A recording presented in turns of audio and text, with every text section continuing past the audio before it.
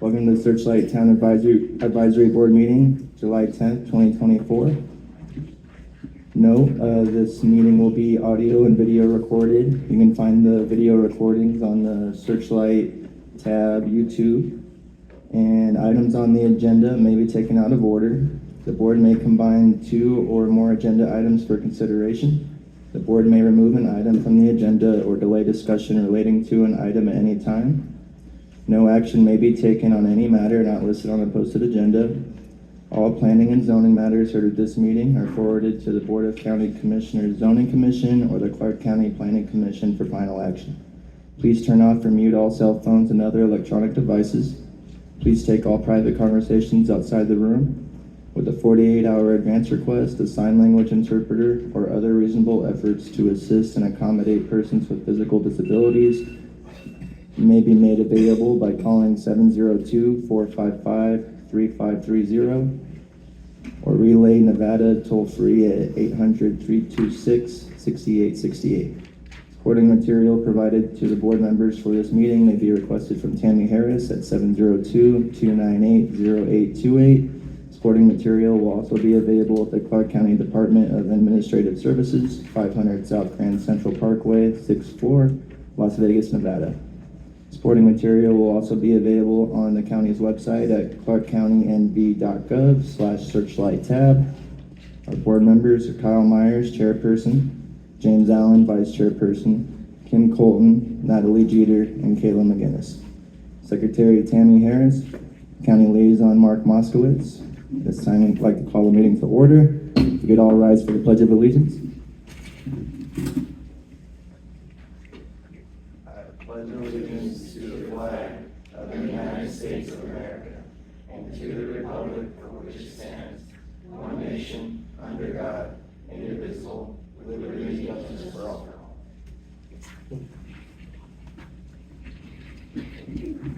Thank you, everyone. And roll call, Kyle Myers here, James Allen. Here. Kim Colton. Here. Natalie Jeter. Here. Kayla McGinnis. Here. All board members are present. Public comment. This is a period devoted to comments by the general public about items on this agenda. No discussion, action, or vote may be taken on this agenda item. You will be afforded the opportunity to speak on individual public hearing items at the time they are presented. If you wish to speak to the board about items within its jurisdiction but not appearing on this agenda, you must wait until the comments by the general public period listed at the end of this agenda. Comments will be limited to 3 minutes. Please step up to the speaker's podium. If applicable, clearly state your name and address and spell your last name for the record. If any member of the board wishes to extend the length of a presentation, this will be done by the chairperson or the board by majority vote. Any public comment out there?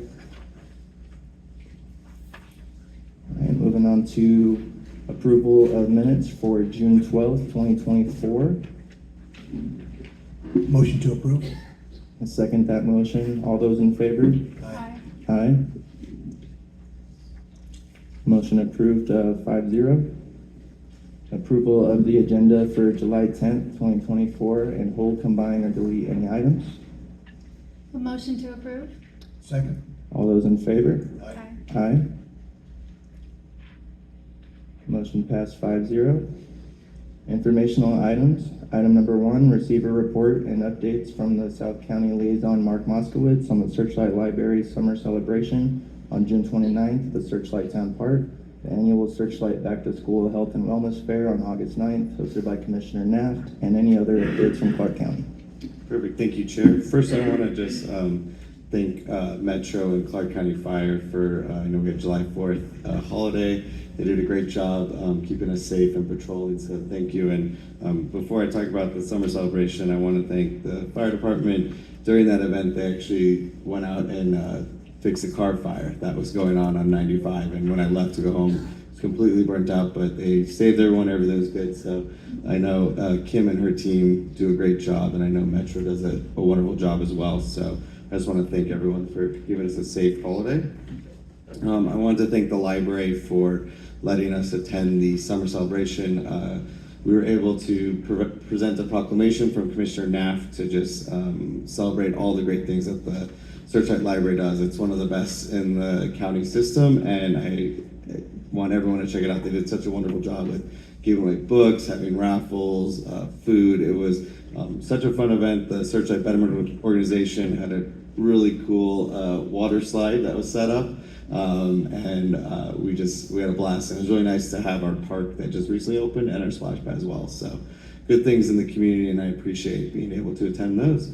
The next thing is our annual Searchlight Back to School Health and Wellness Fair. We had it last year. It was a hit. It was so great. We're gonna have the same event again. There's some flyers in the back, and we'll be sending out some mailers as well. UMC will be there again with booster seats, child passenger safety, CPR demonstration, blood pressure screening, dental screening. Clark County Resources will be there. Fire and Metro will also be there. They'll be doing the blood sugar test. So what I want to talk about that I'm so excited about is the dental screenings. They're going to do them again. It's going to be just a screening of the teeth and everything like they did last year. And what it is, it's with Commissioner Naff and Healthy Together.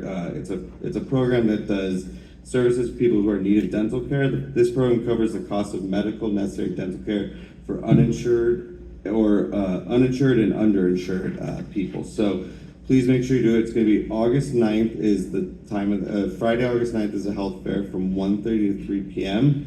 And what they're going to do is, so at that time, they'll do kind of just a preliminary look at your teeth, seeing if there's any issues, let you know what's going on. And then they're actually going to come back on September 21st with their gigantic trailer that will set up most likely in the parking lot here they'll be able to do full service. So what they'll do is they'll kind of look at you on the 9th and then determine if they need to schedule a follow-up appointment. It's all low cost or free. They'll walk you all through that, but they can do full service. So we're very, very excited for that. They're going to come back in the community. A big push is to make sure if you do have an appointment that you show back up to the follow-up appointment, because that's a lot of times they have trouble with that, but we'll keep reminding the community. So we're very, very excited for that. And then there's also opportunities that if you say you get checked that day and that September 21st doesn't work for you, they can find out ways in Las Vegas to go to other dentists to get those that work performed. So it's a really robust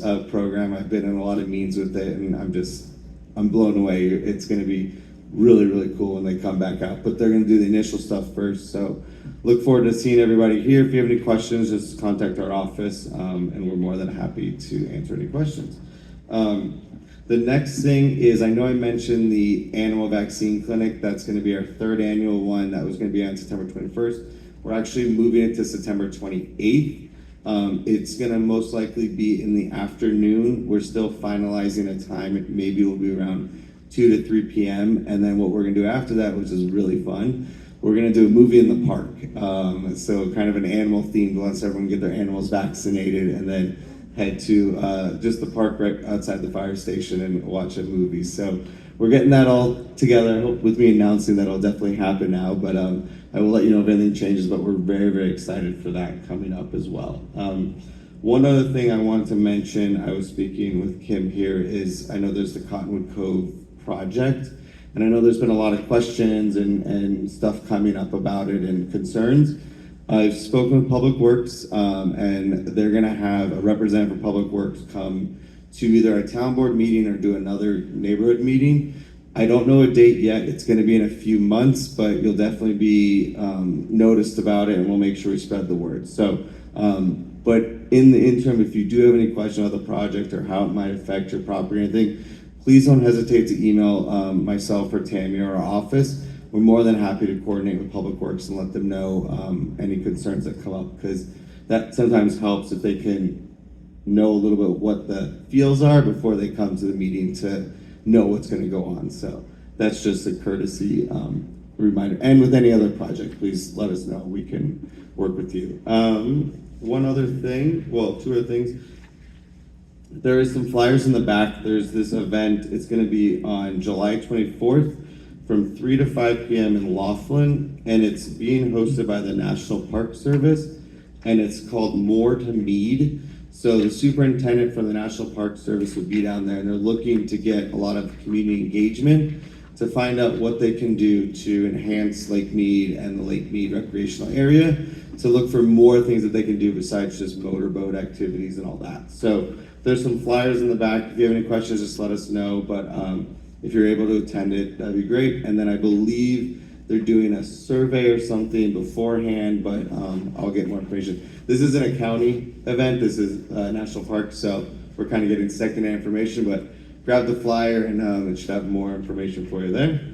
And then the last thing is we have Commissioner Knapp's newsletters are in the back.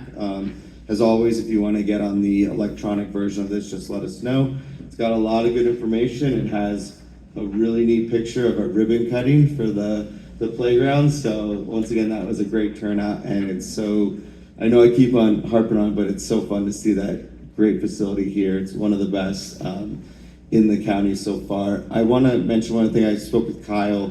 You'll notice there might be some little like electrical boxes near the swings and stuff.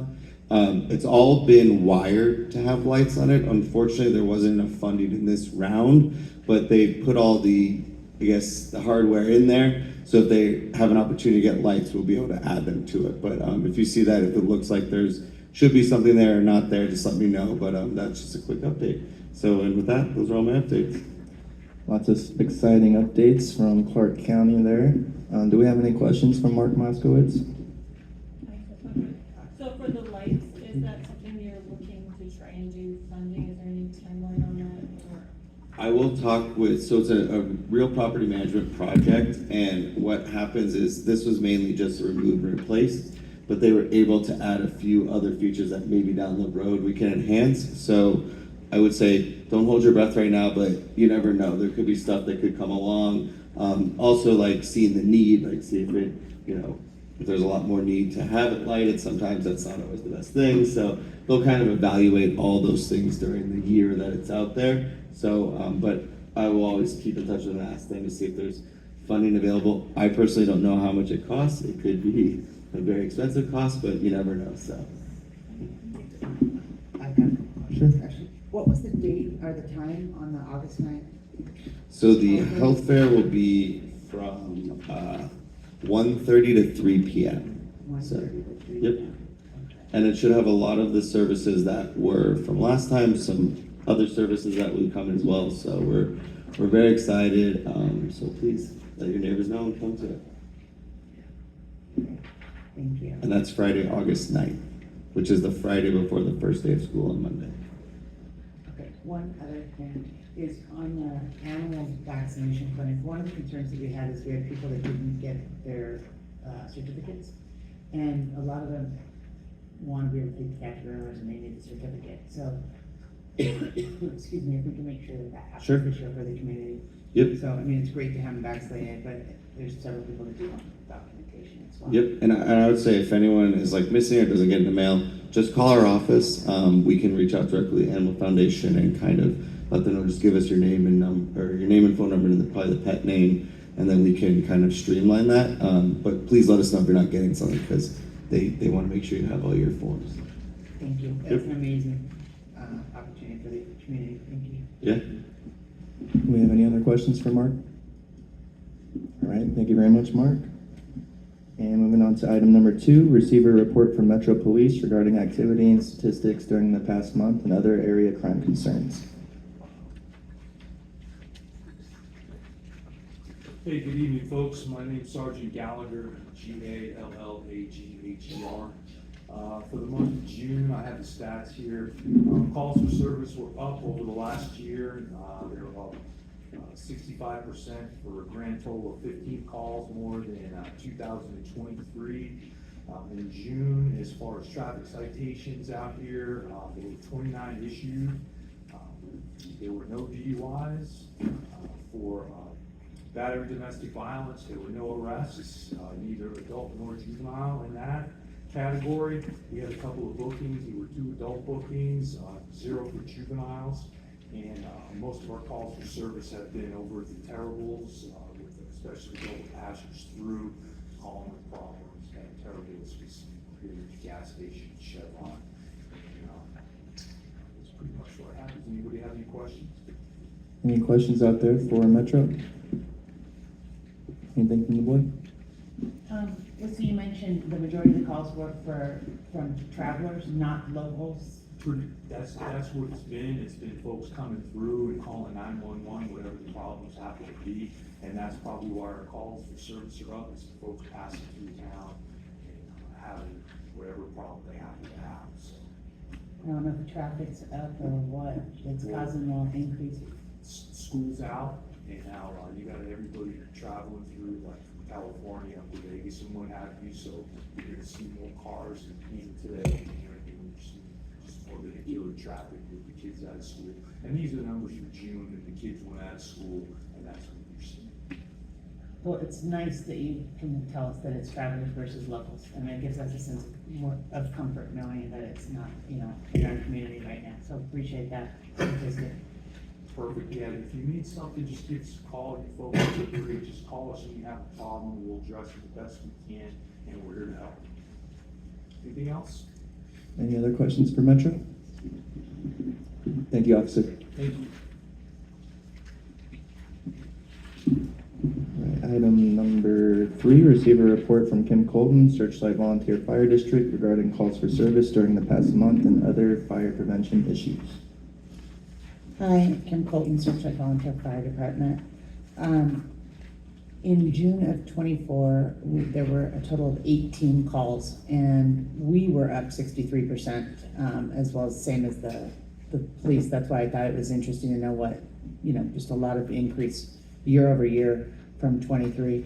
So there are 18 total calls, 10 were medical, 1 auto, and 7 fire, versus 2023, which was 11 runs.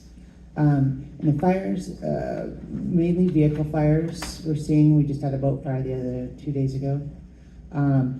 But one of the things for fire safety and concerns is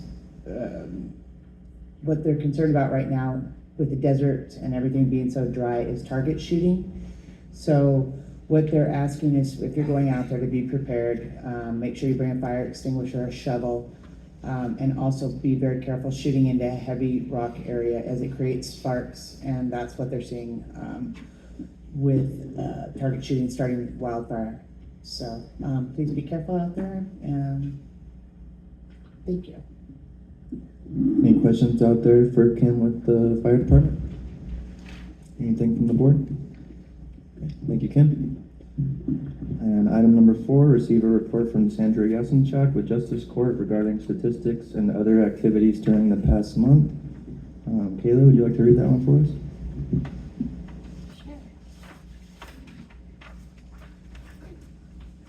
Sure. For the month of June 2024, 13 arraignments, 28 status checks, 26 all hearing trials, not to include walk-ins for traffic court. 258 new civil citations filed, 93 criminal misdemeanors citation filed, 3 probable cause, 4 new criminal complaints filed from the district attorney, 248 cases closed, and 23 new active warrants. And the court dates are criminal, July 2nd, July 16th, and July 30th, traffic, July 17th and July 31st. All dates are open to the public and begin at 10 a.m. Thank you, Kayla. And moving on to item number 5, receive a report from Kathy Flanagan with Las Vegas Valley Water District regarding the status of the water system. Hi, Aaron Gamble with the Las Vegas Valley Water District. Aaron Gamble, Las Vegas Valley Water District. So last year, we pumped 3.98 million gallons in the month of June. This year here we are up, and we did 4.7 million gallons, so we're seeing an increase of about 720,000 gallons. We started looking through some of the places that have had leaks in the past. We haven't found it yet, but it kind of coincides with what the usage was in July of last year, where the temperatures were about the same, because we had a hotter June. So at least preliminarily, we're kind of thinking that that's potentially what the issue is. It's just a lot hotter, so people are using more water. But we're continuing to monitor that. We don't have any breaks to report. The consumer confidence reports did go out, so you should have received those in the mail. We did get some sent back that said they were undeliverable. Kathy mentioned today that some of the ones she saw actually had valid addresses, and so we don't know why they got sent back, but what we'll do is we'll actually go over the, report at the next meeting, and we'll bring some extra ones to hand out for those of you who maybe didn't get them or would like another copy. That's it for us. Any questions? Any questions out there for Aaron with the water district? Anything from the board?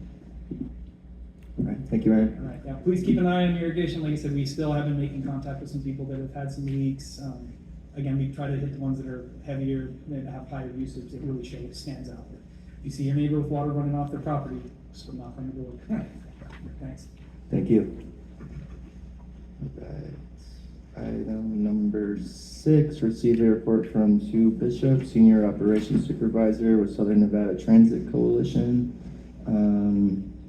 Sue wasn't able to make it tonight? No? Okay. Hopefully we can have Sue at a future meeting, but she's not here tonight and we have no report. Item number 7, receive a report from Will Smith with Clark County Water Reclamation District regarding the status of the wastewater system and water usage. Natalie, would you like to read that one for us?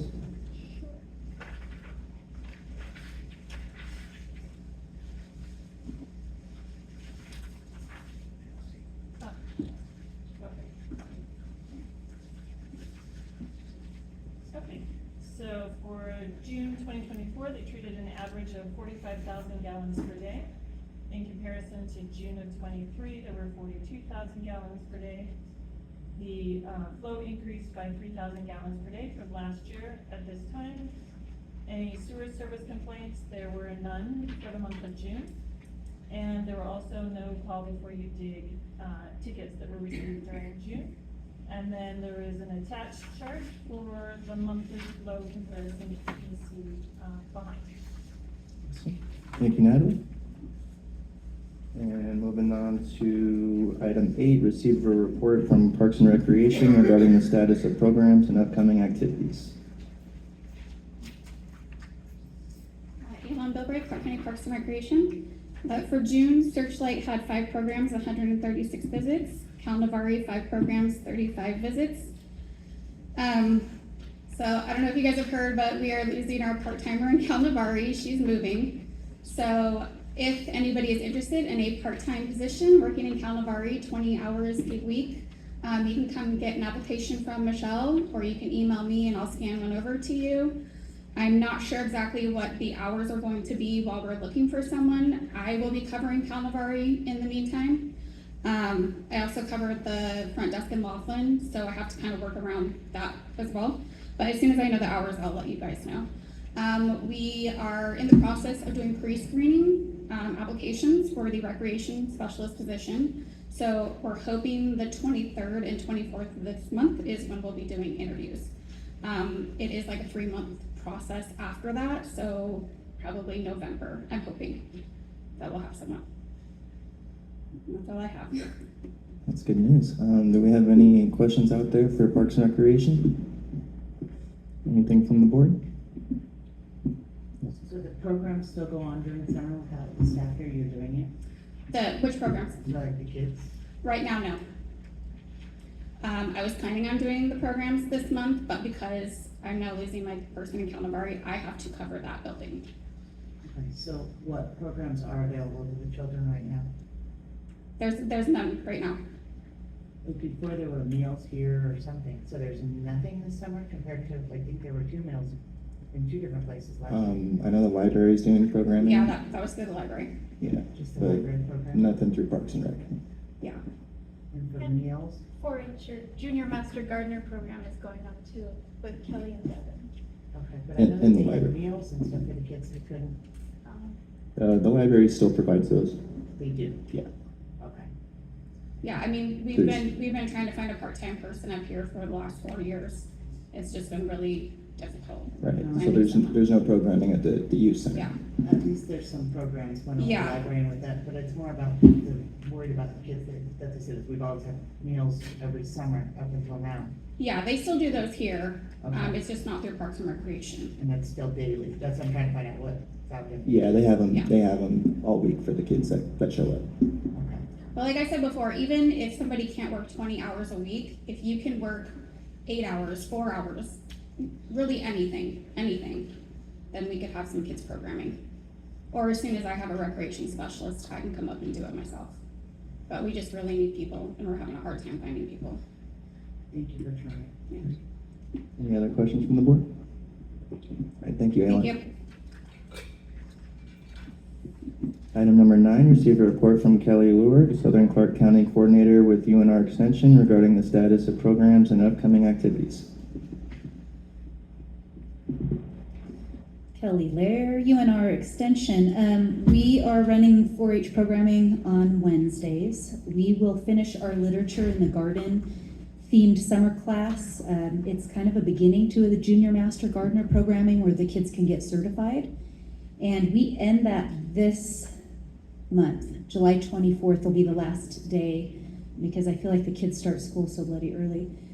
So that'll only give them about 2 weeks. But in answer to your question, Kim, they do have the meals in the library, and when they do come to see us, they get those snacks every single time they're there.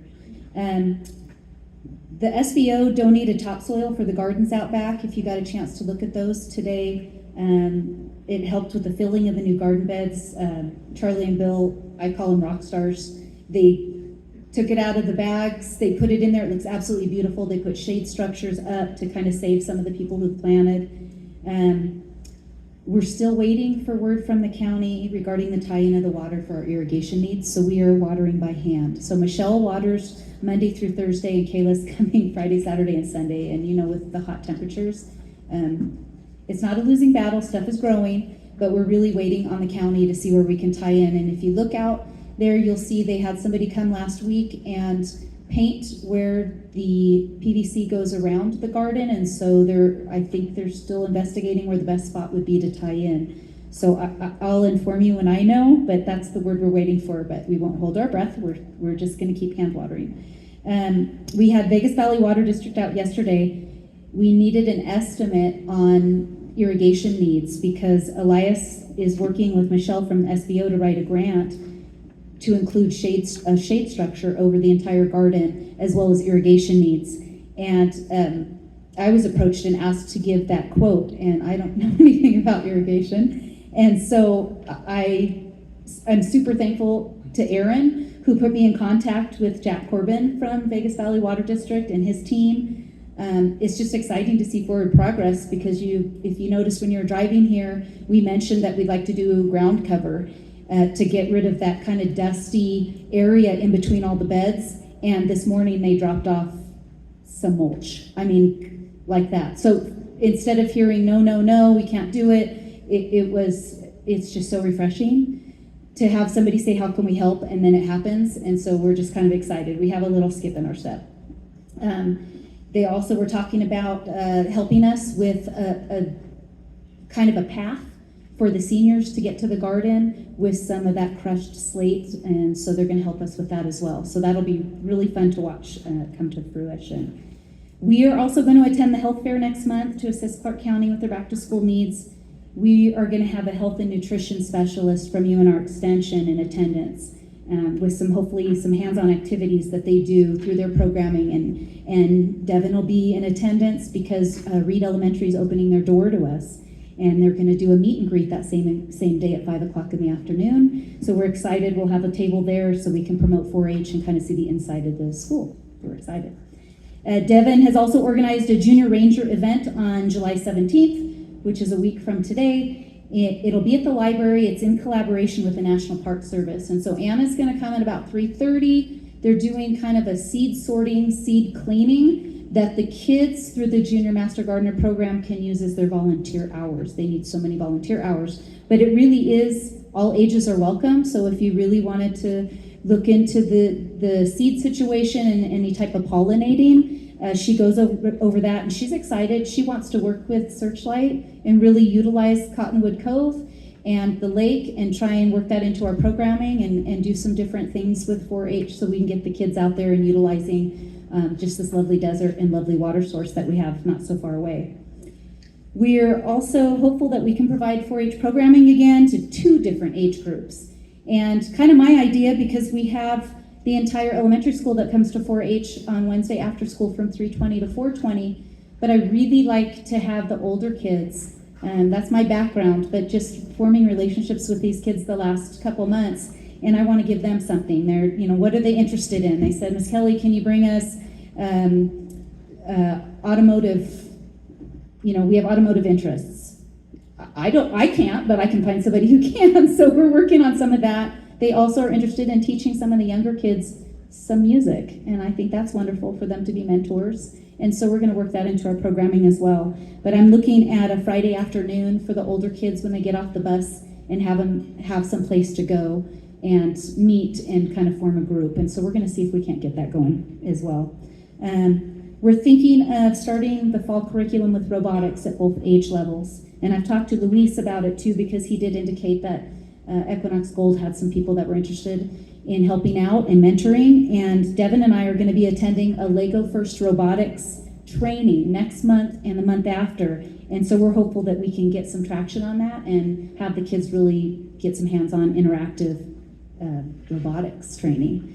We have Healthy Living While Aging flyers in the back from UNR Extension. I dropped those off last week for the month of July, and I do that every month, so I update them. I think that's the up-to-date information. Are there any questions for me? Any questions out there for UNR Extension?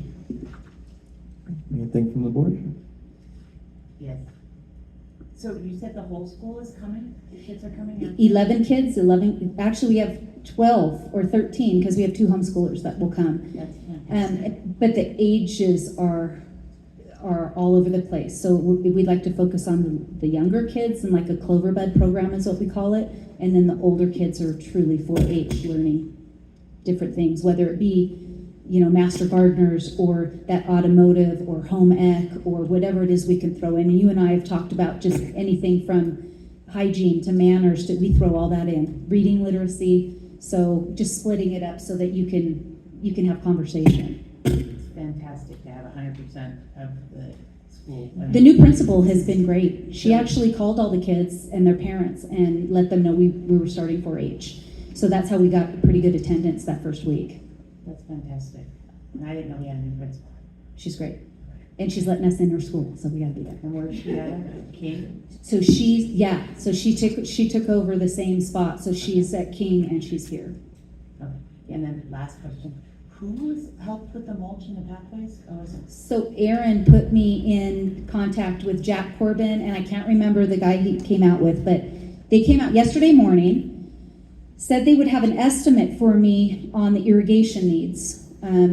Drew it up, emailed it to me within 2 hours, and had that dumped this morning. And they're just a landscape company? They're Las Vegas Valley Water District. The And water they, district, yeah, okay. and they do work with school gardens throughout the valley as well as the Springs Preserve. And they just basically asked us what we needed and they'd be happy to help. That's fantastic. He's my new best The water friend. district, that's good. Thank you. Thank you, Kelly. Right. Item number 10, receive a report from Tyler Young with Searchlight Library regarding current and upcoming programs.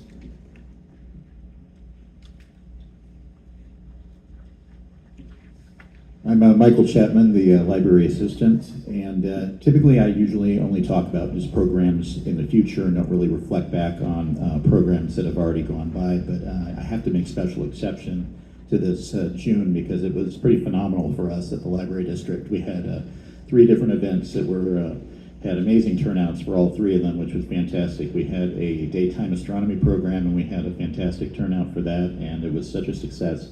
He's going to come back in the fall or the winter and have a nighttime astronomy program. So that'll be very exciting. I've been trying for years and years to get stunt bikers to come, and they did on the last Friday of the month.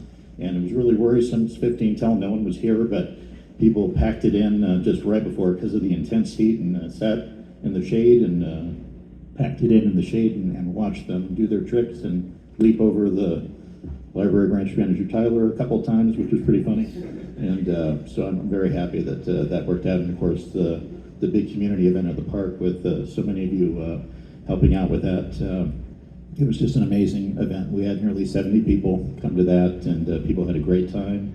There was many tortoises, and there was face painting, and there was just so much going on, and it was, and a special shout out to the fire department. They loaned us chairs. We were so exhausted by bringing all the tables over from here that we didn't remember, oh, we need chairs, so, but they provided us chairs, which was really, really great. So for this month, on Thursdays, it's painting day at the library. We have a pinwheel painting tomorrow, ceramic painting on the 18th, and just regular painting on canvas on the 25th. We have a sewing class, which is in this room at 11 on the 16th. We have mandala art at noon on Saturday the 20th. I do story time every 3 weeks all summer long. That'll be on Tuesday the 23rd at 11 o'clock, matching the theme of the undersea reading program that we have going on for adults and children, but the story time, of course, is just for children, and that's at 11 o'clock on Tuesday the 23rd. And then we have the book club on Saturday the 27th at 2 o'clock. Any questions? Lots of good stuff going on at the library. Do we have any questions out there for the library district? Anything from the board? I just want to say thank you very much for your hard work, especially bringing the stunt riders out here. I know it's been a hard road to get them out here, but it's paid off. Thank you. Thank you. Yeah, the events were very fun. My family had a great time, so thank you. Any other questions from the board? Okay. All right, thank you so much. All right, item number 11, receive a report from Kyle Myers regarding current road conditions and public works concerns. I have no report to give this month, but we'll take any questions or concerns, complaints. Anything from the board? All right, thank you. Item number 12, announcements of upcoming neighborhood meetings and county or community meetings and events. We have any announcements out there? Anything from the board? I just give a few items from as far as community. So for the Friends of Avikome, we are doing the Walking Box Ranch for Saturday events. Those are happening every Saturday. They are continuing throughout the summer this year. And on August 3rd, there'll be an additional Clara Bow screening and tours of the house as well too on that Saturday. And all of that information is available on the, make it louder. All of that information is available on the Friends of Avikome website. You can see that for all of the upcoming events. And then in October, we'll be doing a National Public Lands Day. That will be on Saturday, October 5th, is what it is looking like. And so I'll follow up with additional information on that, what that will entail, times and the events that will be going on. Thank you, Natalie. Any other announcements from the board? All right, I do have one, not a very happy one, but so Jane Overy requested to announce that her husband Carl had passed away. Carl was a 40-year resident of Searchlight, and may he rest in peace. So his services are July 19th, 2024, 9 a.m. For visitation and reception, and 10 a.m. funeral service at Palm Boulder Highway Mortuary and Cemetery. After Palm service, they will travel to Southern Nevada Veterans Memorial Cemetery in Boulder City, Nevada, from noon to 12:30. Service at Veterans Chapel, honor guard presentation by Disabled American Veterans Chapters number 12, and followed by gravesite burial services. Thank you. All right, and moving on to planning and zoning, we do not have any tonight. General business, one item. Receive a presentation from Clark County Regional Flood Control District regarding the 2024 Master Plan Update for Clark County Outlying Areas Searchlight. Thank you. Really good setup. Thank you for having me out here. I'm Andrew Trelease. I'm the Assistant General Manager at the Regional Flood Control District. And I'm here to present the Master Plan Update for the Outlying Areas Flood Control Master Plan Update for Searchlight. And first, a little bit about the Flood Control District. We are actually not part of Clark County. We're a separate entity. was created in 1986, and we are funded by 1/4% sales tax in Clark County. And our mission is to improve the protection of life and property from devastating impacts of flooding while also protecting the environment. Our general manager is Stephen Parrish, and chief engineer, and our board is, we have a board of directors made up of 8 elected officials around Clark County.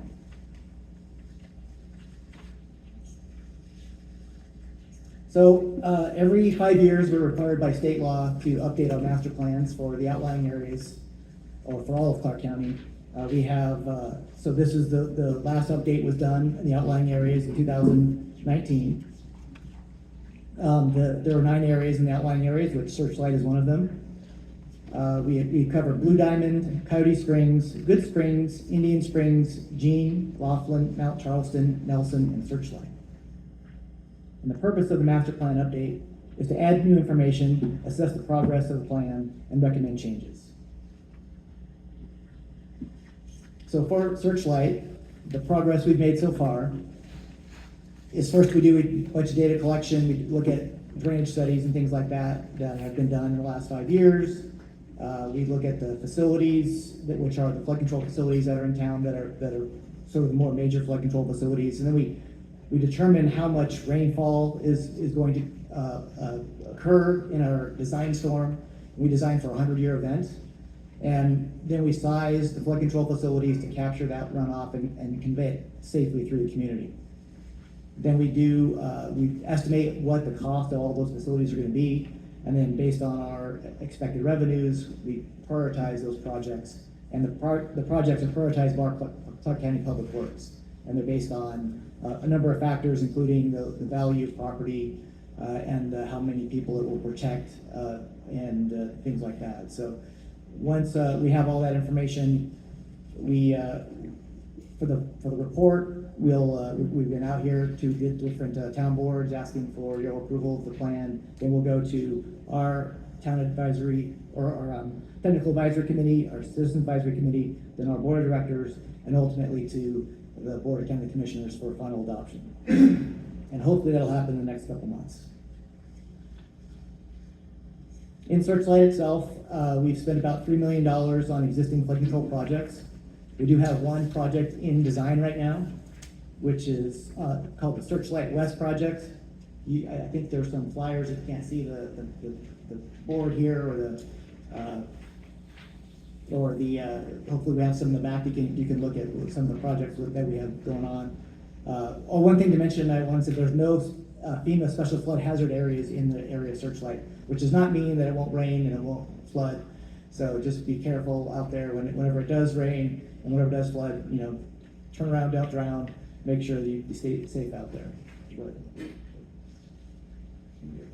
Yeah, so here's our current plan. Our current plan that is pretty much the same as it was in 2019.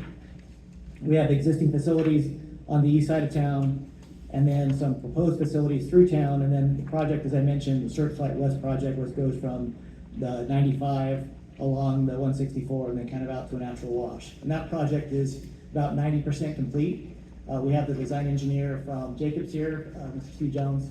He can answer any questions about that specific project. We're really here to talk about the overall plan and get approval on that.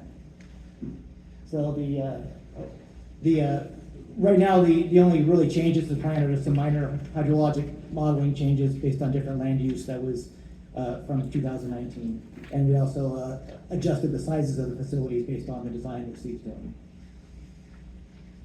So right now, overall, our estimate for the value of the current existing facilities, like that's if we were to build them today, based on our cost tool, would be about almost $5 million. And then the cost of the proposed facilities, based on our cost tool in 2024, would be about almost $10 million, which includes the project that we're working on in Searchlight West. So what I'm here to do is ask you for you to recommend that the Clark County Regional Flood Control District Board of Directors adopt the 2024 Flood Control Master Plan update for the town of Searchlight. And with that, I'll take any questions. So I'm going to open up the questions to the board first before we go to the public. Any board members have any questions or concerns? So on this map, I'm looking at what are like the most critical areas that could be flooded, I guess? Maybe some of the most important channels you've laid out here. So as you can tell, right, so on the map, all the blue facilities are existing, so those are existing storm drains and channels. So that sort of the east side of town, we think was pretty well covered. So the most critical facility right now is some of the runoff that kind of comes under the existing culvert at 95 and then floods out that area to the west there. So that's why we've prioritized this project that was about 90% completed, and then hopefully we'll go to funding in the next few months and get that one done. And that should protect all of the homes that are sort of downstream of that intersection there at 95 and 161. So it's all labeled on here, Searchlight West, correct? Is the project being split into two phases? The first being the west side of the highway with the 164 going into the Crees Mobile Home Park, and then the second phase would be to the east of the highway? Yeah, all the facilities that are shown east of the highway are not part of this project, and that could be second phase. We don't have anything planned.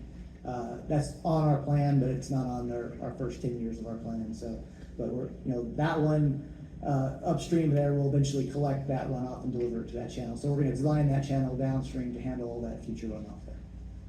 And you said there's no timeline on that part of it? No, that will be up to the Clark County Public Works to design it. And really it kind of comes down to, how many problems you're having with existing rainfall. If there's a lot of homes and property being damaged, they'll probably accelerate that project. I myself live on that side of town, and a lot of yards do get flooded out with the rain from there. So, so then, do you have a timeline on the west side of the highway? Yeah, the west side, we require the plans to be 90% complete, and we have to have all the right-of-way, all the environmental permits, and all that to be obtained before we allow funding to occur. And so right now the plans are 90%. We still need to get some of all the right-of-way for our rights to build the project and some other things so we're expecting in the next few months to have that done. So construction maybe start next spring. Is that the jump? Steve, do you think that would be No, that's too early. Too early? It's Okay. probably maybe late summer of next year. Okay, so yeah, that's that for construction to start. So we'll fund it sooner, but then that takes a while for the county to get the project bid and all that sort of thing. So when you say 90% complete, that's just the plans, not any of the construction? Yeah, the design is 90% complete. You have any other concerns from the board? Yeah. Because, so this cost for proposed facilities, this in 2024 is 9.9 million. What does that refer to then? If you've got a drawing on here on the east side, but we don't plan to do it in the next 10 years, are you including it in there? And I guess, I don't understand the point of the plan if you've got something on there that's like gonna be 15 years out. So, to me, the plan that you're looking at right now is only the thing on the west side. The east side, like, take it off the plan. It's not. Well, it's on there to build later, so it's just not prioritized to build. Well, because it's the master plan, correct? Yeah, this is just the master plan. The but master ultimately- plan for 15 years out. Well, this is the master plan for our whole community. Yeah, So we- once these are yeah. done, there's no more, right? So, and I guess the thing is though, you should identify what the projects are though, so that this one needs to be done, so then this one's not gonna be done for 10 to 15 years. So, it's the west side, and you think everything on the west side is gonna be done within what amount of time, the next time you do this? Yeah, so Plan? on the west side, the west side of the project, that's the project happening right now, so that everything west of 95 will be done with this project. And then on the east side, that's the one that's not prioritized yet, but it's still on our plan, so there's parts of the plan, it's like this is what ultimately we're gonna build, and we design these facilities and plan this, we're just saying, at the end of it, as you mentioned, like when we're done with Searchlight, this will be all the facilities. Now, if you expand, then we may add some more facilities down the road. But right now, this is our ultimate plan, and if we had unlimited resources, we just go and build it right now. So you're competing against all of the projects in all of Clark County and unincorporated unincorporated Clark County. So there's quite a bit of other projects to compete with, and so the county will kind of rank each project and then prioritize those, and then they'll build those in that order. Okay, and so what's the cost of this project? It's about $7 million, the engineer's estimate right now. 7 million for the website portion? Yeah. So the planning numbers that you see, that 9 million, that almost $10 million, that's using a cost tool, so we try to like estimate, you know, what a construction project will cost, but that's a really hard thing to do because there's so many factors that go into a specific project.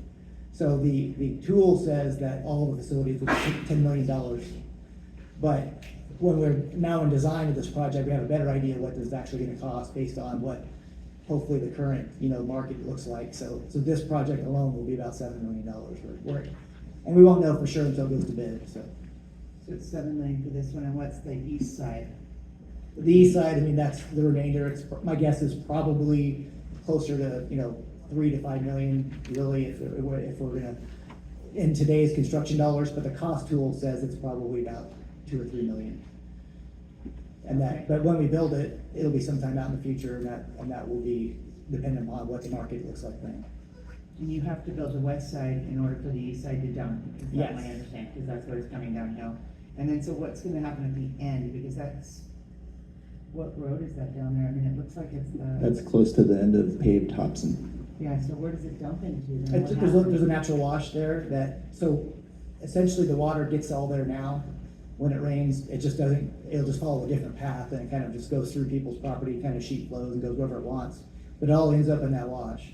So when this project's done, we're gonna collect it, convey it in a pipe, and then dump it back into that wash that it would go now, just in a different path.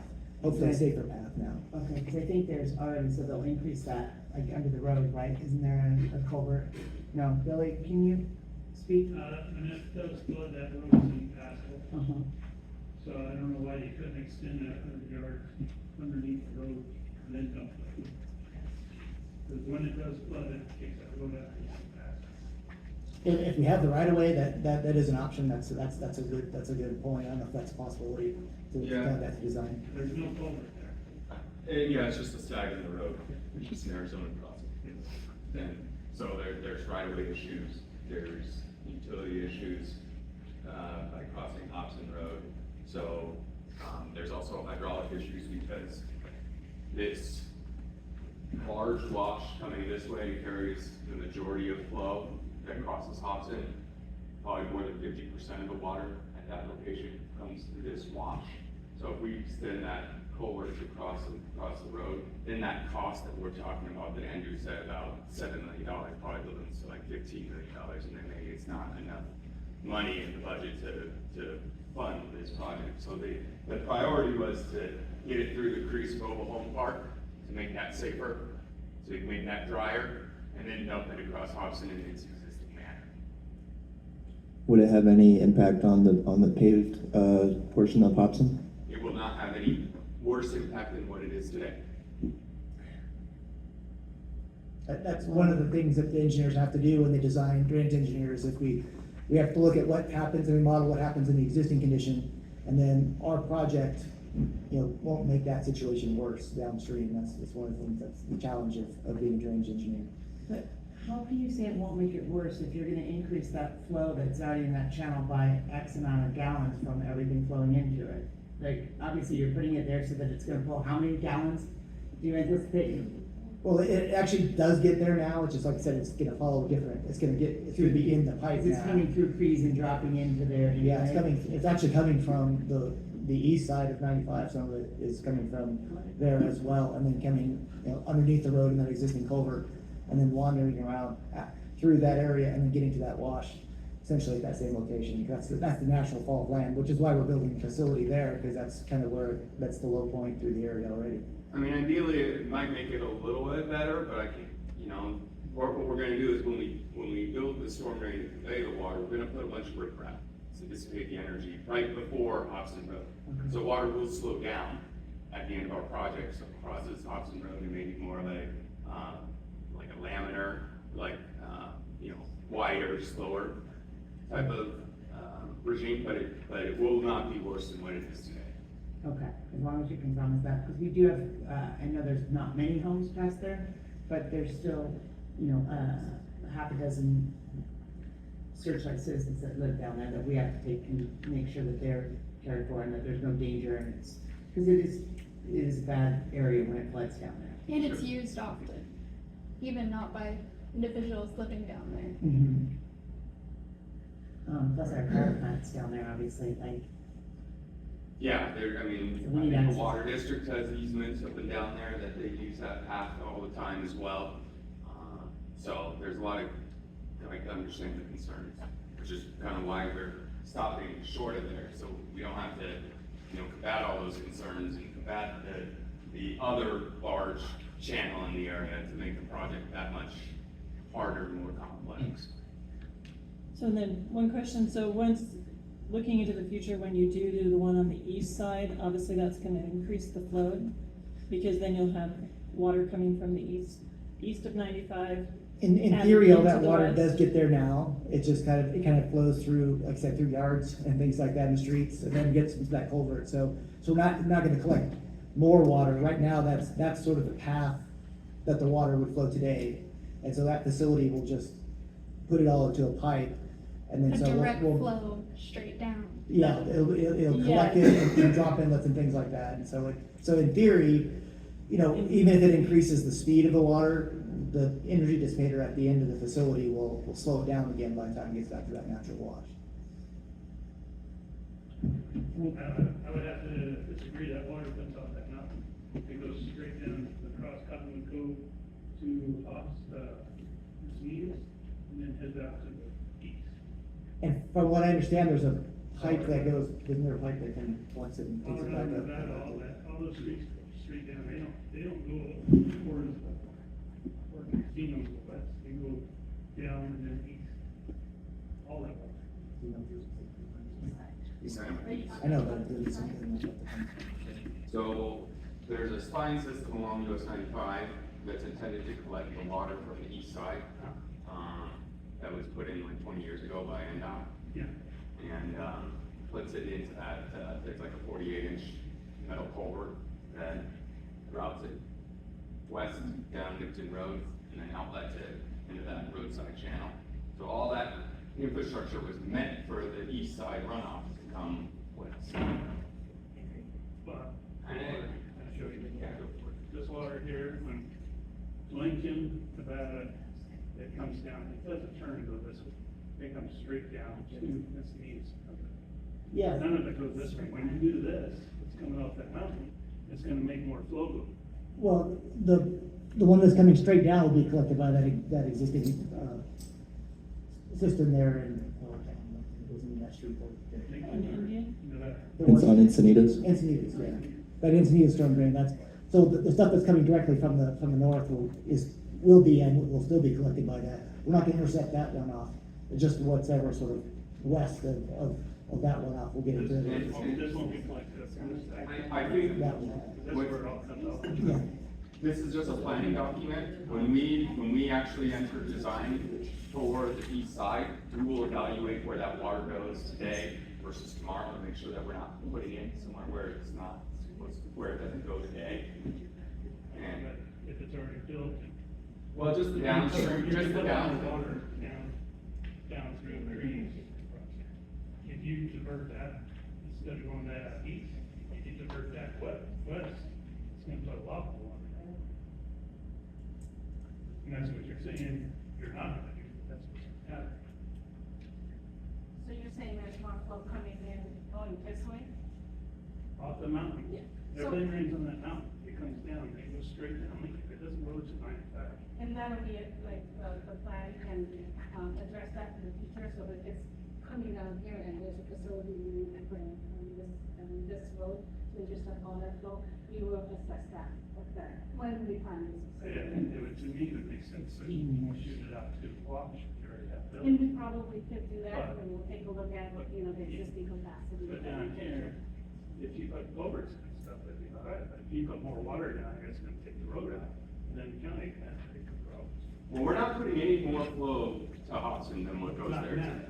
not now, if you put the east side in, you will. we take a lot. Well, if we, so, yeah. The way we design the facility is that we assume everything is built, and then we work with, the county with their, getting the land use plan.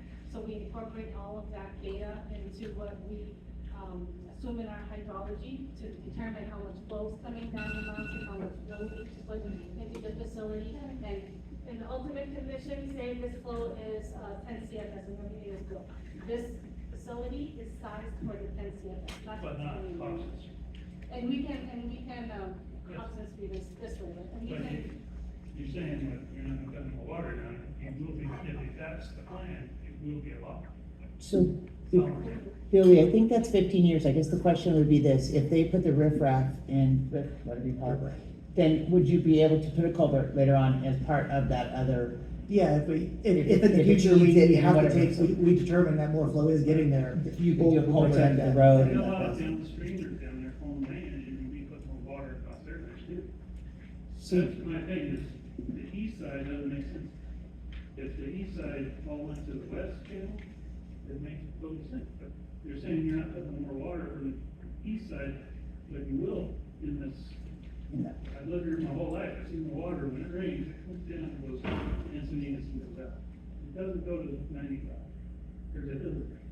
It's hard for water to run over it.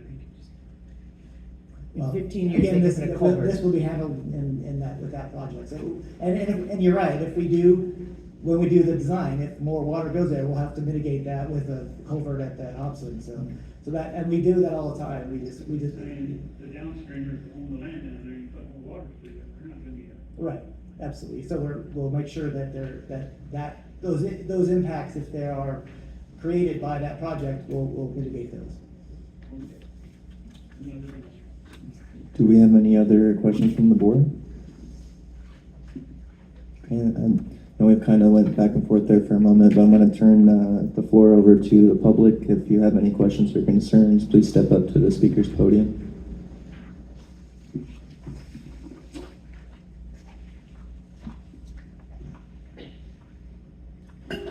Hi, Jennifer Walker, owner of Cree's Mobile Home Park. I live in Henderson, Nevada, but been the owner of the park for 17 years.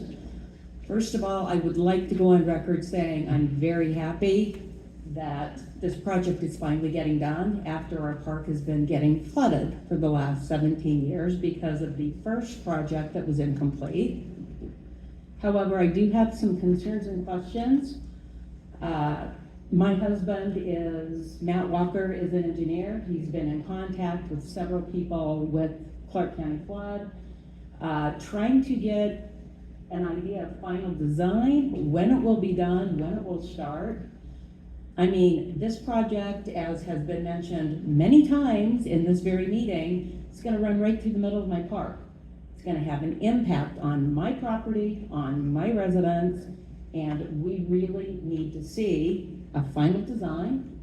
We need to see firm start and completion dates. We need to see what is the impact gonna be on my existing residents, my existing spaces. I've got spaces on either side of that culvert that are occupied. Where it's gonna dump out is in fact on my land, and one of the concerns is, we all know that as water flows, flood water flows and downhill, it collects debris. There's gonna be a whole bunch of debris coming down that's gonna be junking up my land. What are we gonna do about that? We've got a lot of concerns. So I guess what I would really request is that we be involved, we be given plans, we be involved and able to help with the decision-making process, because it's my land. Yeah, absolutely. I mean, the design is, it's like well underway, and we're getting the right of way, we're getting all the legal documents we need to make the project happen. And certainly, we could look at those plans, we could sit down with Steve and the county and talk about the project. And We've been hearing that for 2 years. 90%. we're right here. He's the engineer on the project, so, I mean, and we're the funding agency, so when they're ready to go for funding, they'll request funding from us, and then we'll build it. If I may cut in just for a moment, the plans, the 90% plans are available online, correct? No, they are not. So, Yeah. so the 90% plans that, we have are the same 90% plans that were, so I'm not an employee of the county, I'm the consultant with Jacobs. And the coordination between the Walker property and the Clark County, kind of just involved kind of second party to help the county answer those questions. But from my understanding that the 90% plans that we're right now were provided to the Walkers in November of last year. There were comments, some of these concerns that you talked about. Yes. Were issued to the county and kind of back and forth. And the county, using some of my feedback, have responded to you as far as we are. No. Okay. There's been no response from the county on our concerns from that initial design. Okay, so I will make sure that I tell my Clark County representative to re-engage with you. And, because I know those concerns, I saw those concerns, and I helped craft some responses to those concerns, that we will address in the next submittal, called pre-final submittal. And the pre-final submittal, as far as the schedule goes, the tentative schedule, because, there are some right-of-way stuff. Obviously we need right-of-way acquisition for your two parcels that are Correct. the Crease Mobile Home Park. There's a Ramos property. There's also, we're building in the Nevada Department of Transportation's right-of-way, so we need their occupancy permit as well, to move forward with funding for the project, which is the next step. And at the next phase of the design, we will provide that to you, or I will tell my Clark County representative to provide those to you. And they should address a lot of those concerns that we talked about. Like you're talking about some of the concern with the debris collecting and the downfall. I think in the 90%, you saw a bunch of fence put around for access restrictions, which is a debris collector that goes away in the next design. Okay, good. So I don't think a fence is a bad idea, but I think a chain link fence is a really bad idea because it's always windy here. Yeah. What happens to debris in the wind and a chain link fence? It collects it. Yeah, and we agree, and that is part of the adjustment to the design that we're updating right now. Okay, so will there be a fence, just not chain link, or will there be no fence? There will be at worst like a posting cable, so like wood post with some cable, just to basically tell people to stay away from. We don't want children, we don't want No. seniors, we don't want vagrants getting into our facility, because it is a size that, is accessible to get Right. in. No, So we I wanna- completely we wanna- agree, yeah. We wanna. Limit access. Limit access, so we wanna put some sort of way to, tell people that this is a danger area, we're gonna have signs and stuff. Instead of a fence, we're gonna do that. Okay, can you give me an indication of, my husband's an engineer, he's done a lot of work on projects similar to this. Not necessarily flood control, but anyway, who should he be in communication with the county to make sure all of our concerns are addressed? So Christine Dudas is the Clark County representative. Yeah, she likes to go radio silent. Okay. And then there was Sarah James Felton. I'm not aware of that person. She also likes to go radio silent. Every time he's given a new contact to talk to, at a point in time, they just say, leave us alone, we'll call you when we're ready. And it's really frustrating for us. We've been waiting for this, like I said, for 17 years. Well, I can tell you this, to move forward with the project, we need your permission to use the property. So Yes, she at some did. point, there has to be Yes, some she did. way that the county will engage you. So they need you, they need you. So we will work with you and coordinate with you and make sure that the end product of the design is something amenable to you, something that satisfies all your concerns, and, we'll be able to, the Clark County will be able to acquire the permissions to build the project. Any ballpark idea of when that might be happening? So we intend to submit the next phase of design in the next quarter of the year, so in the fall of this year. Fall of this year. So plans should be complete by the fall. Plans will not be complete for construction, but they will be further along than 90% we call pre-final. Okay. So we should be hearing something no later than the fall, fourth quarter 2024. Yes. Okay, thank you. Thank you. Do we have anyone else out there who'd like to make a comment or concern? Sir, can we have you state your name and your position, sorry, Yeah. before Dale speaks?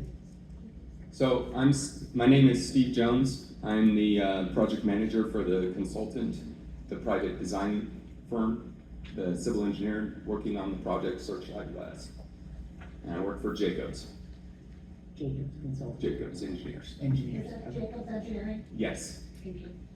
I used to work for them, so. Thank you. My name is Dale Russell, 450 Waterspout Street. Oh, my name, Russell, R-U-S-S-E-L-L.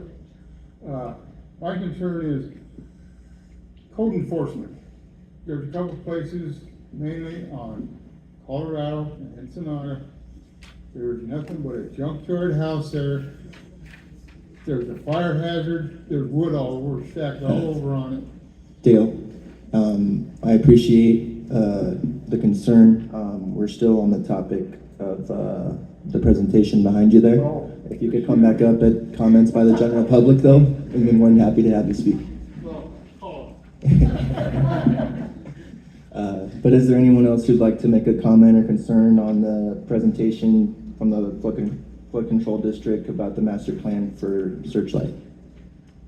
Can I just clarify one thing? So if we do approve this at this point, then you would still have to follow up and resolve the concerns for Crease, correct? Yeah, I just want to make clear that we're here today about the plan, and I brought Steve so that we figured you'd have questions on the channel.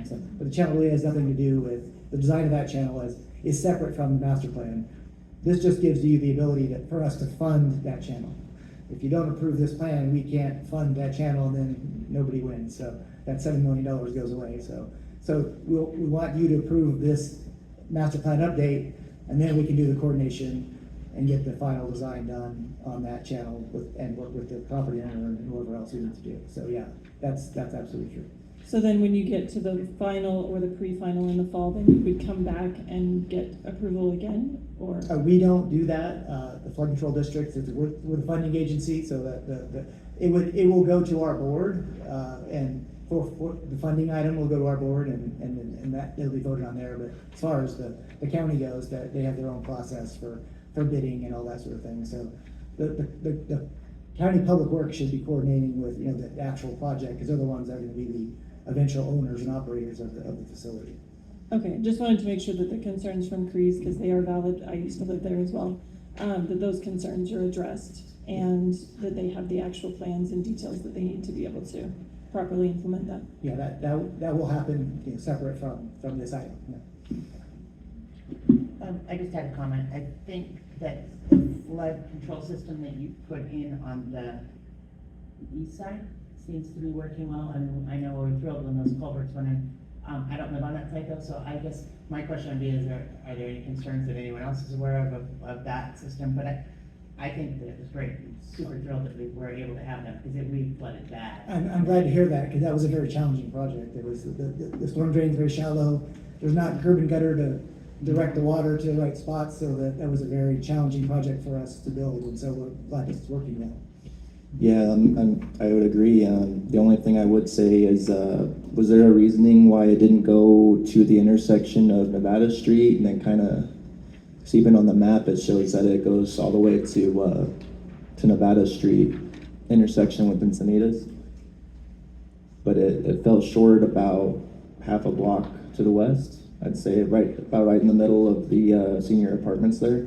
I was just curious if there was a reasoning for that, or is that a funding issue? It wasn't a funding issue. It was probably just they tried to get the most bang for their buck for what they had to spend. And I know they could extend it a little bit with our funding, and so I know they added some drop inlets kind of further away from the project to try to collect it. It was a real challenge just collecting the water. in that area it's so flat, and it just kind of goes where it wants to go. So it's really just a matter of they thought what's the most efficient, because our funding goes to like major flood control for the most part, and if it's like a more minor, it just gets ponds of water here, then we don't typically fund something like that. That'd be more of a local, project that the town or the county would handle. Okay, so that wouldn't be something we need to add in the master plan. If we had an issue, serious issue, and needed it, then we would go to the county. Yeah, like if there's something that's more of a minor issue, minor flooding, as a nuisance flooding, things like that. Now, if it was something that was really happening, that was a major problem, the county could use some of our funding in a local drainage project. It's our funds, but separate source of funding that you can say like, oh, we've got so many complaints, and so then you kind of build up a case, and the county can program that, and in that case, the construction funds are paid by the district, and then the county would have to do the design and do that thing themselves. So, but for the most part, we're working with the public works agencies all the time.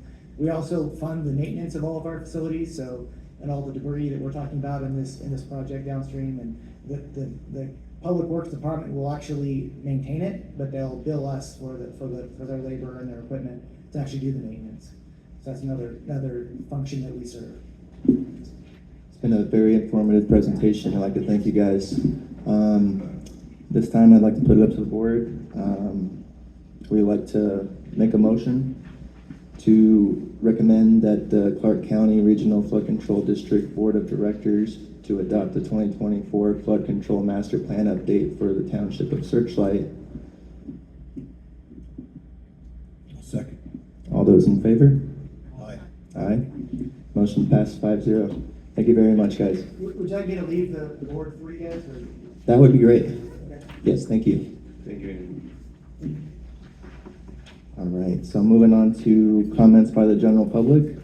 Period devoted to comments by the general public about matters relevant to the board's jurisdiction will be held. No discussion, action, or vote may be taken on this agenda item. Comments will be limited to 3 minutes. Please step up to the speaker's podium. If applicable, clearly state your name and address, and please spell your last name for the record. If any member of the board wishes to extend the length of a presentation, this will be done by the chairperson of the board by majority vote. Once again, in order. My name is Dale Russell. I live on 450 Waterspout Street. I would like to know if we can get public response out here. There's a couple of places that are a shamble.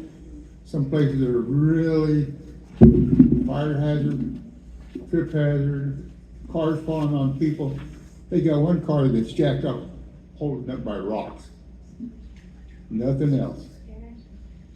And I just wondering if we get county response to come out. I'm sure we can have Mark or Tammy touch base with public response to find out what the state of the issue is. Yeah, and I know we can't really go back and forth on it, but I can get with you after. But I know the areas that you are discussing, Commissioner Knapp, myself, and Constable and Code Enforcement have all met, so we're very aware of a lot of those areas and working on plans to handle the issues. I know I've talked to them before, and they said, "Oh, 3 weeks. 3 weeks. We'll be done in 3 weeks." That was 3 months ago. Okay. Well, I will get an update for you. All right, thank you. Yep. Thank you. Anybody else out there?